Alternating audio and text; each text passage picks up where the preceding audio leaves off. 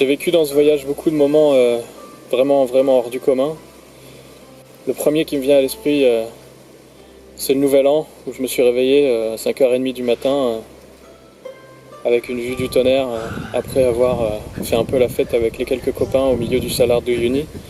Ça, c'était juste, c'était grandiose et j'ai pu le partager avec les gens avec qui j'étais, j'ai pu le partager avec vous en faisant des belles petites vidéos, enfin j'espère.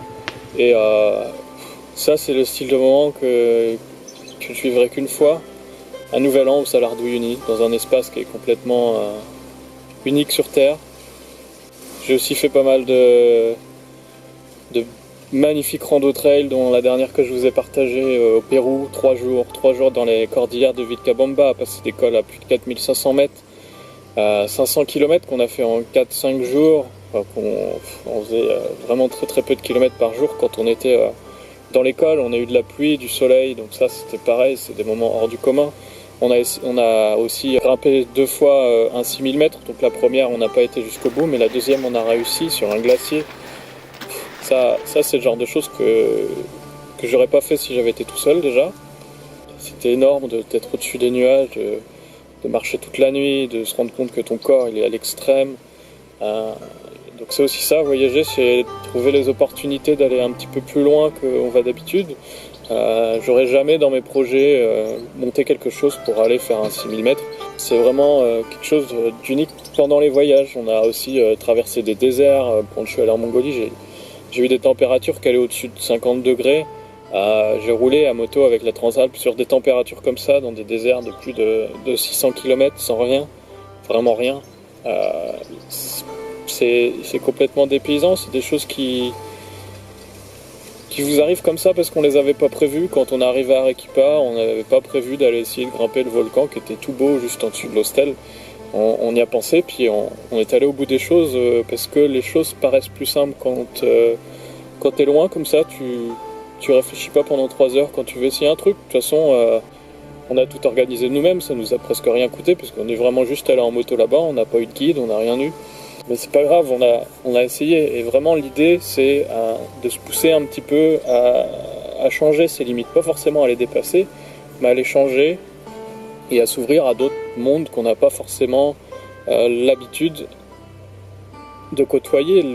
Les 3 semaines où on a travaillé dans une petite estancia, on a revécu comme vivaient mes grands-parents, c'est pareil, c'était enfin même pas comme mes grands-parents, comme les parents de mes grands-parents peut-être, avec la cuisinière au bois, avec tout, sans vraiment d'électricité. On l'avait que le soir, sinon on avait qu'une petite loupiote. On a été tailler du bois, on a planté des poteaux à la main, enfin on a vraiment retravaillé avec les animaux aussi, et puis les deux Grégoire et Gabriela qui étaient là, qui étaient géniaux, avec qui on a appris plein de choses, qui connaissaient presque l'histoire de France mieux que nous. Enfin bon, c'est des moments qui sont venus comme ça d'un coup. On s'est dit, enfin c'est surtout Clément au début qui s'est dit bon bah si on va attendre un mois, pourquoi on n'irait pas dans l'estancia, ça fait un bout de temps que t'en parles, d'aller travailler quelque part bénévolement, alors allez hop on y va. Et puis on a communiqué notre projet avec des gens et le lendemain, enfin 2 jours après, on avait trouvé l'estancia. Ça c'est des choses qui arrivent pas tous les jours. Mais c'est le fait aussi d'être ouvert à plein de choses. Quand tu es en voyage, tu es ouvert à plein d'opportunités, tu es ouvert à plein de choses. Les jours sont toujours différents. Il y a plein de choses qui se passent, que ce soit des mauvaises choses comme des bonnes choses, mais tu es très malléable. Ça veut dire que tu les accueilles facilement, tu laisses les choses venir, repartir si elles t'ennuient. Enfin, on fait les choses beaucoup plus naturellement sans trop se poser ces questions. C'est l'intérêt aussi d'être en voyage, de se pousser à faire des choses qui sortent un petit peu de l'ordinaire. Alors c'est d'abord trouver d'être dans des zones géographiques qui sont complètement différentes, des déserts, des montagnes, l'Amazonie, la forêt amazonienne, c'était genre... Enfin, moi j'imaginais ça beaucoup plus difficile. Au final, les 15 jours qu'on a passé à traverser la forêt, on s'est bien amusé, on a eu beaucoup de soleil, on a eu très peu de pluie, très peu d'orage, enfin, c'était génial. On a aussi les moments où on peut se dépasser sur des petits paris parce qu'on rencontre d'autres gens qui ont envie d'aller marcher, qui ont envie d'aller se baigner dans le lac Titicaca qui a 3800 mètres d'altitude et qui a que 10 degrés. Enfin, c'est des trucs géniaux. Je vous raconte pas ça pour épater la galerie ni rien du tout. Je vous raconte ça pour vous dire que si vous partez, vous faites déjà un pas vers ce genre de choses-là, parce que vous allez vous ouvrir un peu plus et vous allez laisser les choses arriver au jour le jour. Et là, tout devient vraiment différent. On ne planifie pas, on ne cherche pas à montrer qu'on est capable de faire telle chose ou telle chose. On commence à faire les choses pour soi, pour s'amuser, pour rencontrer des gens aussi, pour faire des choses qui changent. Travailler bénévolement, on ne le fait pas tous.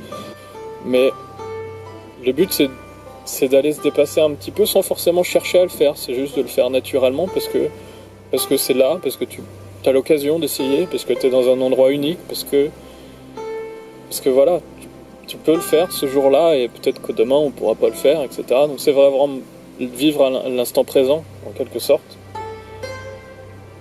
Moi je trouve que c'est extrêmement bénéfique. C'est difficile une fois que tu reviens à la maison de retrouver un emploi du temps ordinaire, même si les habitudes sont assez agréables à retrouver. Parce que ici il se présente beaucoup moins de choses qui sortent un petit peu de l'inconnu. Je vais pas aller voir un glacier demain. C'est des choses plus ordinaires que je vais faire. Pourtant j'ai autant de plaisir maintenant à les pratiquer parce que voilà, il a fait mauvais toute la semaine, là il fait beau, on va aller faire de l'escalade, on va aller faire de la voile. Enfin ça va être magnifique. Et puis vraiment le but c'est juste d'être heureux, et quand tu es en voyage c'est aussi ça que tu cherches.